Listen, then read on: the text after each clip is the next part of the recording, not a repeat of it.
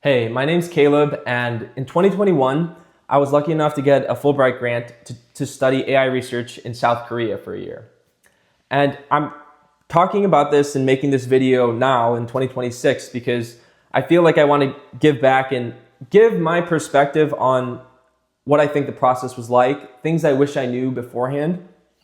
But overall, it was one of the best years of my life, and I just want to provide as much information as I can for people who are applying now because the application recently opened and it closes like sometime later this year. To begin though, I'm going to give you a brief roadmap or overview of what I'm going to be talking about. First, I'll be talking about what is the award, what is the Fulbright, and specifically what is the Fulbright I chose to do, which is Open Research 1.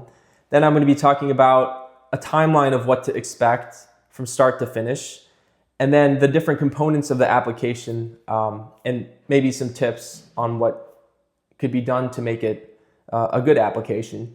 I'm going to be talking about then what I think I did well in my application, what things that I could have done probably better, and then the actual like step-by-step or chronological timeline of that from application all the way till the actual grant, and then just talking briefly about what the experience was like itself. Okay, so what is the Fulbright grant?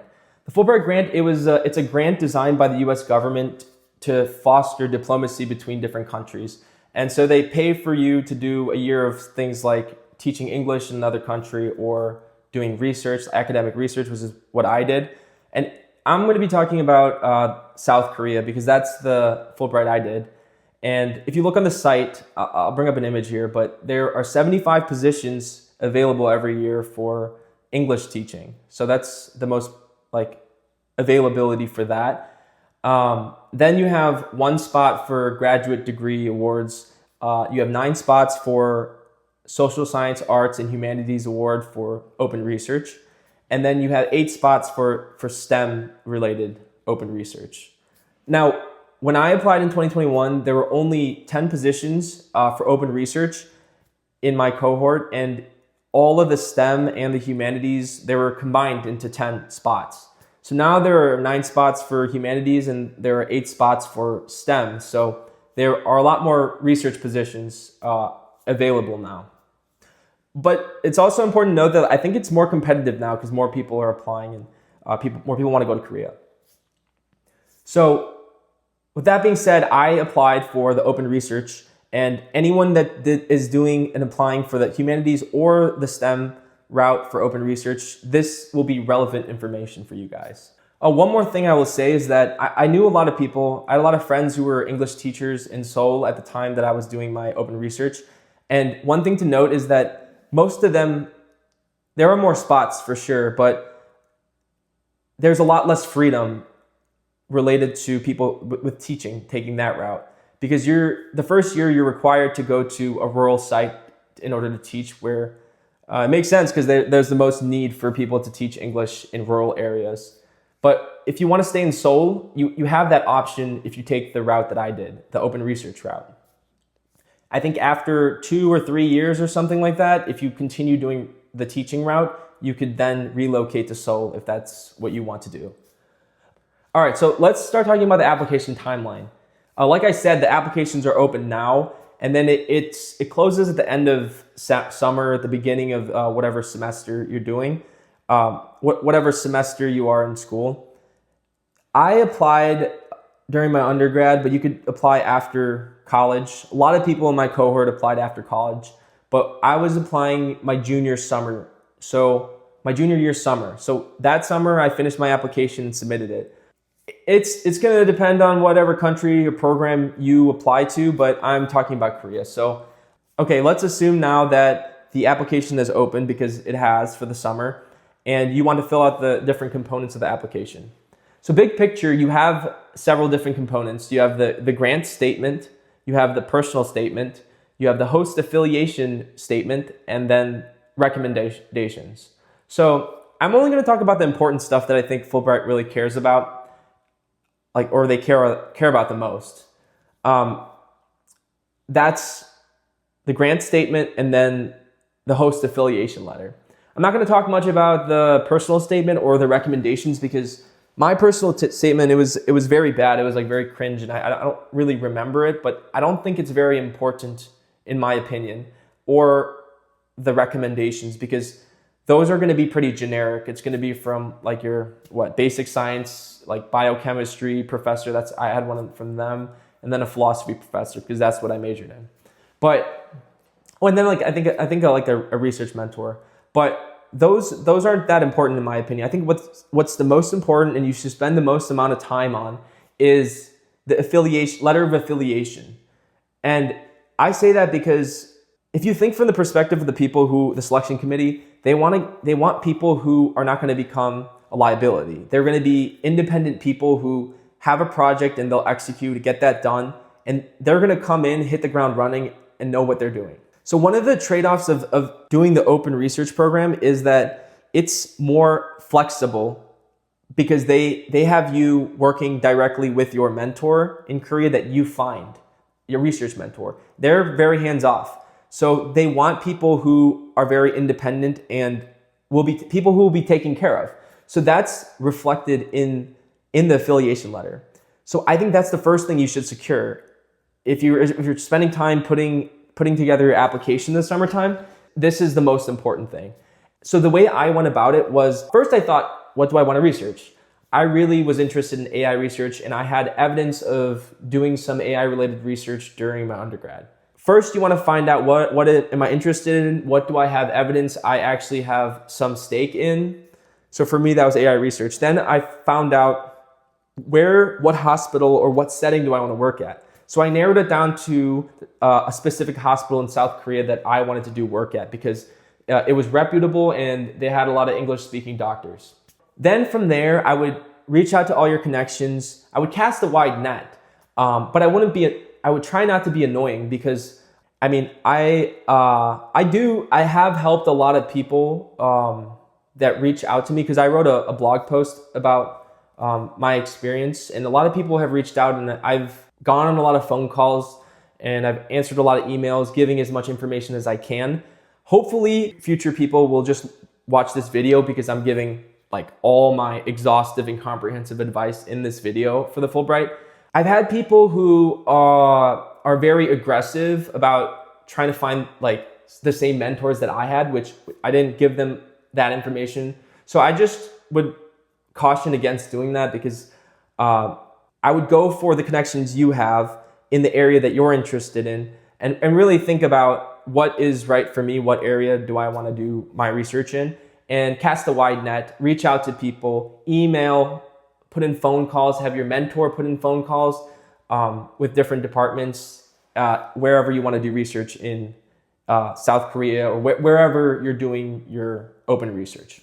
Okay, so the next step is setting up a Zoom call. So the Zoom call, it might be a little nerve-wracking to meet with a PI, but especially if they speak another language, but it will help if you speak some of that native language. Like I spoke some Korean, wasn't great, but I did, and then my mentor also spoke some English. So we were able to communicate over that Zoom call, and he was just very nice. I got really lucky, to be honest, because he was a really good guy and very supportive. He told me that he said, "Okay, what are you interested in?" In 30 minutes to an hour, we sort of hashed out an affiliation letter, like what I would need from him. Like, be ready to really just explain what Fulbright is, because not everyone knows what it is, and just have that like I'll have the link in the description. But just have the Fulbright information from the site, the official site, and just giving them an outline of what is this grant going to look like? What are they expected to do during the time? So once you have an affiliation letter, there are certain things in that letter that you want them to really talk about and emphasize. This is my opinion. I think that this is one of the most important letters, like I was talking about. And I'm actually just gonna, because it's so important, I'm gonna go through my own. I dug it up, and I'm gonna paraphrase by paragraph what I talked about, because it's that important in my opinion. So the first paragraph, I wrote just the context. I wrote about why Korea, why I have to do this research in Korea, why it's important, how it relates to their changes with AI infrastructure. It was really big. I mean, it's bigger now, but it was really big in 2021. A lot of the machine learning and deep learning, automatic computer vision models that detect cancer lesions automatically. That's what my project was about. So I'm motivating in my first paragraph, why is it that I have to go to Korea? Why is it that I'm interested in this research in this area? And then I sort of explained how South Korea is investing in the future of AI infrastructure. The next paragraph I talked about like what am I going to try to do specifically through the Fulbright scholarship, and that was working on deep learning based research to improve the detection of cancer at the hospital that I'll be working at. Then I explained, I don't know if you have to do this in yours, but then I explained very clearly the technical details of what machine learning is, because you got to know that the people reading your application aren't necessarily computer scientists or doctors. So just explaining it in an accessible way in layman's terms, what is auto segmentation, what is machine learning? You want to be as clear as possible for a layperson to just understand, oh, this is what he's talking about, and this is why it's helpful. Okay, so the next paragraph I talk about who is my supervisor. Like, tell me more about his identity, how he's the right one to supervise me. Is this his area of expertise? What has he done? Where is he at in his career? My mentor was like mid-career. He was really trying to get publications out. He was already sort of an expert in his field though, MD, PhD. He was on the IRB committee, etc. So this is kind of where you're talking about how he or she will help you through this process and why they're the right ones. Then I talk about an outline for what my project's going to be. And here, something you need to know is you're not going to have a very fleshed out idea of what your project will be, but you should give as many details as you can, because it demonstrates that I actually thought about, I talked this through with my mentor in Korea. What is this project going to look like? All the details, and it just looks good. And it might not actually go as planned. It probably won't actually. But have an outline, a scaffolding of this is what I'm going to do. This is the first step, second step, third step of my research project.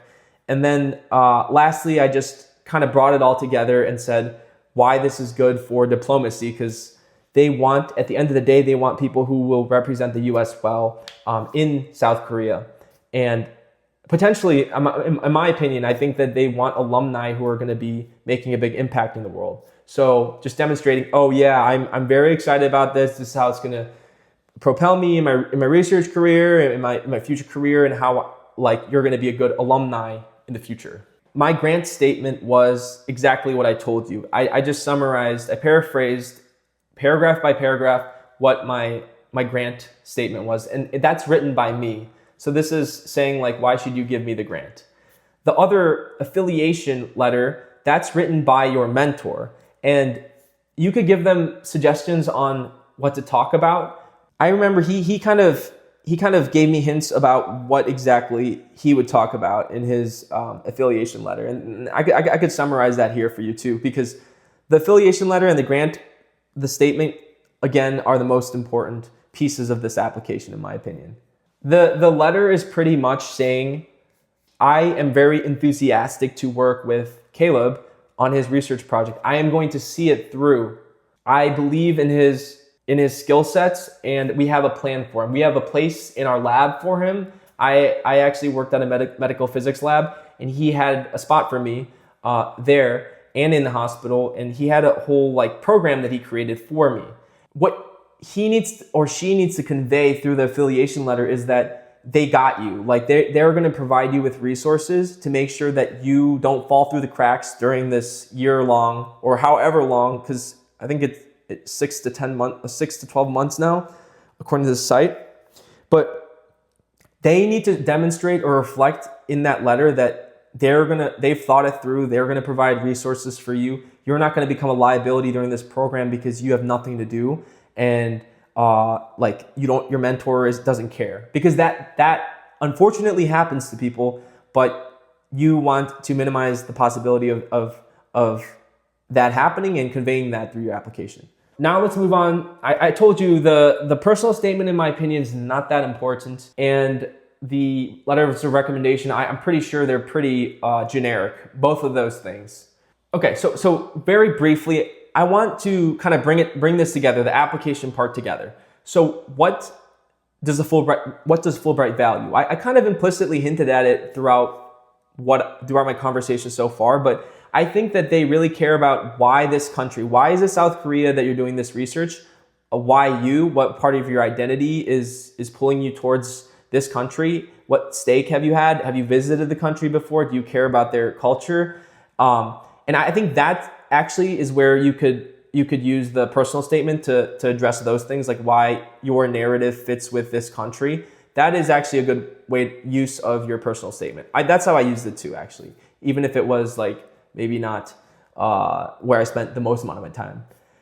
Next, I think they care about feasibility. Like, don't create a project that's like impossible to actually realize or to do. Do something, I think, try to write down things in a project with your mentor that is feasible, because I think they've done it for so many years. They've seen so many applications and seen whether or not these applicants actually go through with what they said they're going to do. And they realize, hey, like, we want people who are honest, who actually will follow through with like a feasible plan. So feasibility is important, in my opinion. I think it's really important to demonstrate some sort of cultural diplomacy, like a spirit of diplomacy, a desire to know the other country and to be curious about it. There's a lot of spaces in your application where you could convey that too. And then just someone who's adaptable, like can roll with the punches, because things are not going to go the way as planned.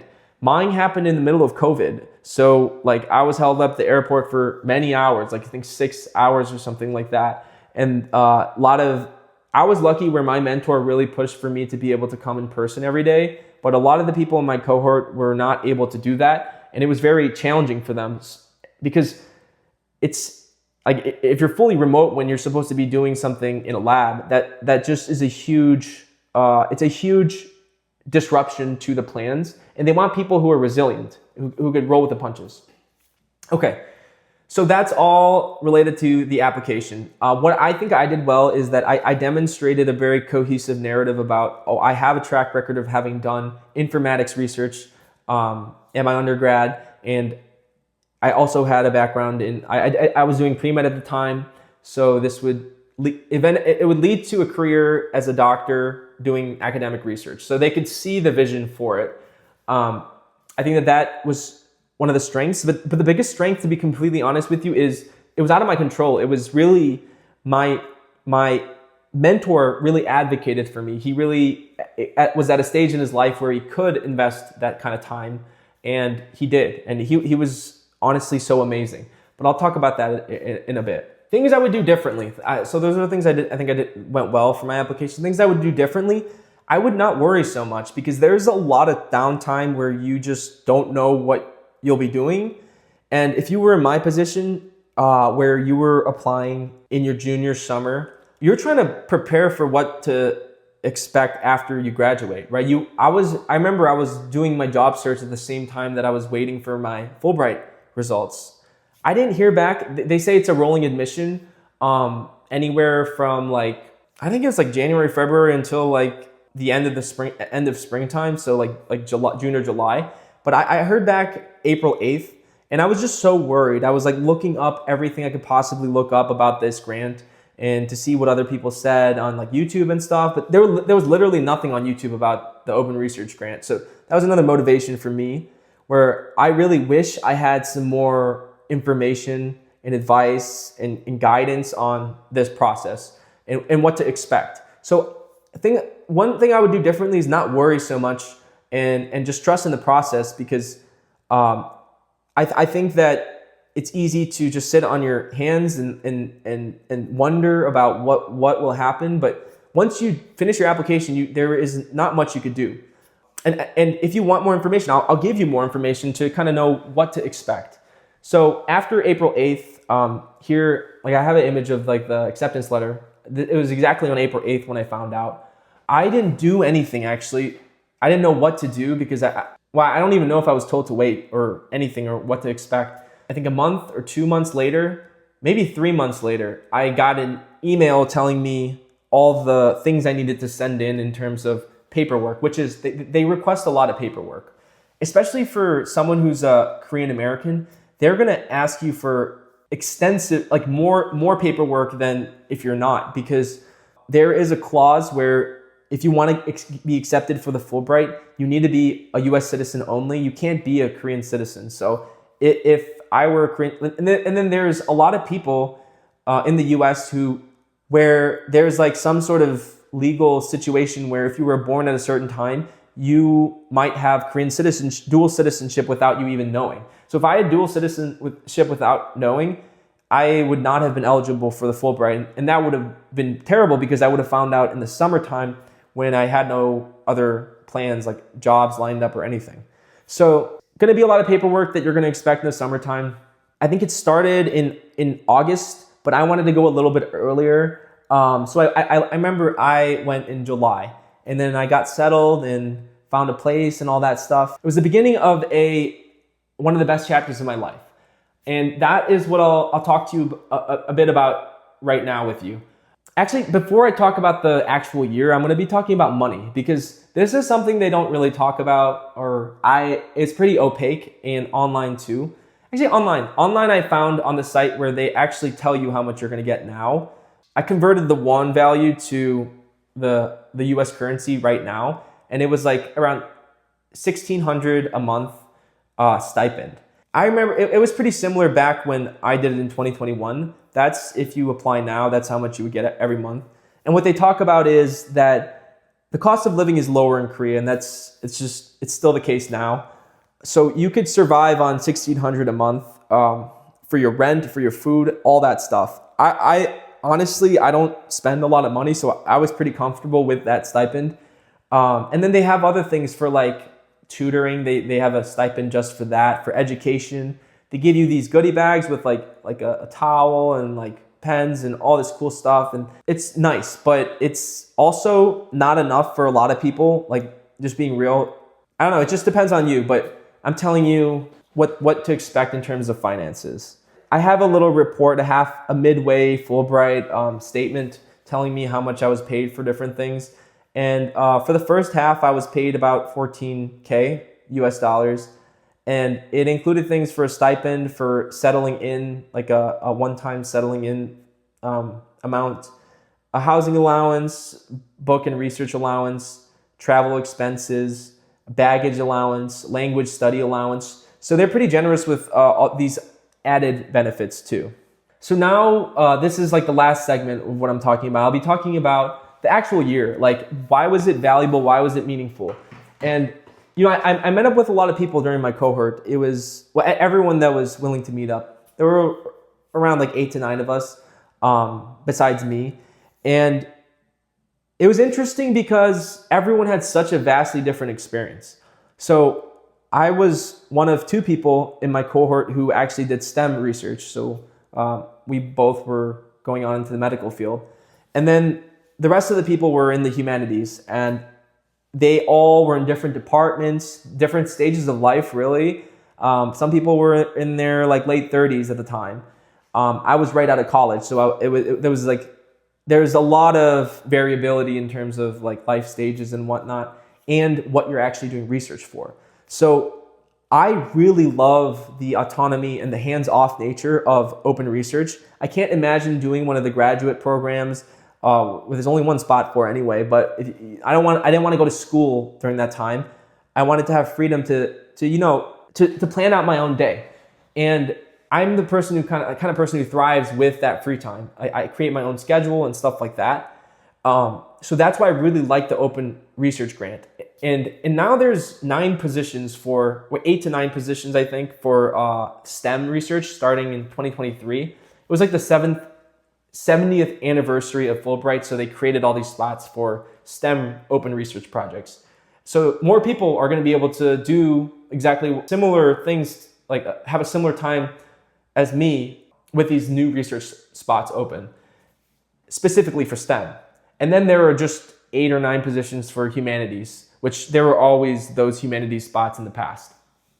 Okay, so now let's talk about what was it like. Okay, so moving in was good. I was lucky enough where my mom visits Korea. Well, she came with me so to help me move in, and they have this weird system where it's called chunse, where you just put in a large amount of money up front, and then that's kind of counts as your like rental. And but there are a lot of places where you could just pay monthly, like what you would expect in the U.S. But I settled in a little early. The month of July, I wasn't paid, but I still went there a bit early because I wanted to get settled before everything started. I worked specifically in this hospital in a nice area in Seoul that's like very busy, and I really loved it. It was amazing. My mentor had really cared about me in a way that he didn't have to, but he really did, and I appreciate him so much for that. But what that allowed me to do was I had a regular schedule where I could go in person every day to this medical physics lab, and it was attached to the main hospital, the academic hospital. So I was also able to see patients with him every day, and he really invested in me. So I had this regular schedule for myself, and that cannot be said for all the people in my cohort. I know a lot of people, their mentors just stop talking to them, which is very challenging. My experience was such that it was good in that way. We had to wear masks during COVID. Like, that was kind of tough because everywhere you go, you have a mask on. It was hard to breathe and stuff. Really hot in the summertime. But outside of that, I mean, I had such a good time. You're going to have a lot of free time if you budget your time well too. You could do a lot of professional work. So out of this, for me, it was like 10 month period, or 11 months because I went a month early. I was able to get 5 publications in academic journals, and that really helped my career now, going into residency as a medical doctor. Like, I think that this time was so valuable for me, but it really is what you make of it. Like, I think that a lot of it rests on who you have as a mentor, who is going to be that letter of that affiliate. Who's the affiliate letter coming from, and how much are they willing to invest in you? And that's why early on you really need to find the right person and mesh with them well, and kind of suss out whether or not they're really gonna invest in you and be with you during the time that you're in Korea. So professionally speaking, I found a lot of fulfillment working with my mentor in the medical field doing AI research. Also, in my personal life, I just had a lot of fun. Like, Korea is such an awesome place to have fun on a low budget too. I also met my future wife, like my now wife, and that was just like an amazing year for me, probably the best year of my whole life. So I wanted to just give you an exhaustive, comprehensive overview of what I think is important for applying for the Fulbright, things that'll make you competitive, things to avoid. Try not to worry too much. If you have any questions about like the details or the application process, I'll do my best to answer. I've been doing that for a lot of people over the years since 2021, because I wrote a blog a while ago. I don't think I have the site anymore, but I made this video. Hopefully this will be helpful. I even went back and looked at all the documents that I had for my grant period. It was like a blast from the past, a lot of like good memories. Here are just some photos that I'll share of my time. It was super cool. Like, there are so many things you could do in the professional world. Like, there are some photos I have of, they had this new, like, super expensive carbon ion machine it's I think it's like on the order of like almost 100 million for one of these radiation ion machines. But I saw it under construction at the time.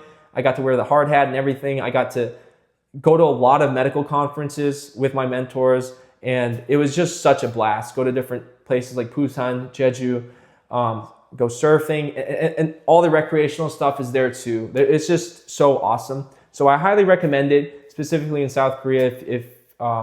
that's a possibility for you.